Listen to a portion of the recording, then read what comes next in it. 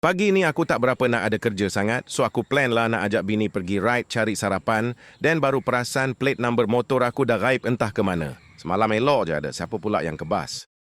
Mohler kita DIY guna 3D printer. Aku guna software NX Unigraphic. Mula-mula korang draw square ikut size plate motor korang, dan tambahlah sikit radius kat bucu-bucu ni. Barulah comel, tak adalah luka kaki nanti. Buka Bamboo Studio dan masukkan text number plate. Aku letaklah signature PCS Studio, barulah nampak custom. Untuk projek ni, aku guna filament PETG. Sebab tahan panas. Kau jangan cari pasal pakai PLA pula. Cair lebur karang. Lainlah kalau kau duduk kat Rusia. Okey, dah siap dah. Apa macam? Con kan?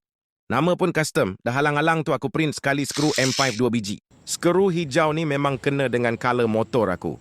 Oh, Tuhan. Kacak sungguh kejadiannya.